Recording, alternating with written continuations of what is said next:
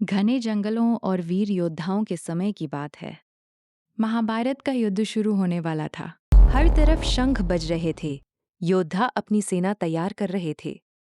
लेकिन उसी समय एक महान वीर अपने रथ पर सवार होकर युद्ध भूमि की ओर बढ़ रहा था। उस वीर का नाम था बर्बरीक, जो आगे चलकर खाटू श्याम के नाम से प्रसिद्ध हुए। बर्बरीक भीम के पौत्र और घटोत्कच के पुत्र थे। उनके पास 3 दिव्य बाण थे और उन्हीं 3 बाणों से वे पूरी दुनिया की सेना को हरा सकते थे। उनकी माता ने उनसे वचन लिया था, बेटा, हमेशा हारने वाले का साथ देना। बर्बरीक ने मुस्कुराकर कहे, हारे का सहारा, खाटू श्याम की अद्भुत कथा। घने जंगलों और वीर योद्धाओं के समय की बात है। महाभारत का युद्ध शुरू होने वाला था। हर तरफ शंख बज रहे थे। योद्धा अपनी सेना तैयार कर रहे थे। लेकिन उसी समय एक महान वीर अपने रथ पर सवार होकर युद्धभूमि की ओर बढ़ रहा था।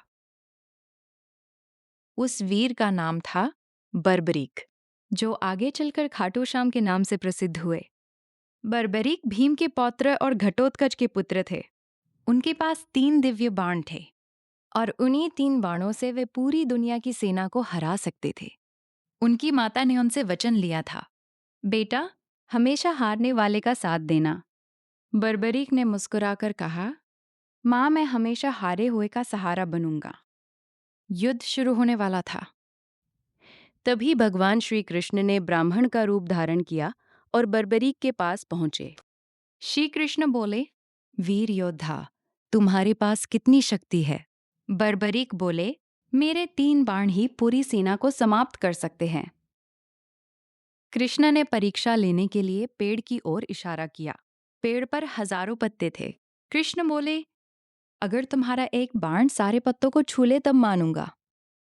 बर्बरीक ने आंखें बंद की, भगवान का स्मरण किया और बाण छोड़ दिया। वो बाण बिजली की तरह घूमने लगा और एक एक पत्ते को छू गया। लेकिन कृष्ण ने एक पत्ता अपने पैर के नीचे छुपा लिया था। अचानक वो बाण कृष्ण के पैर के आसपास घूमने लगा।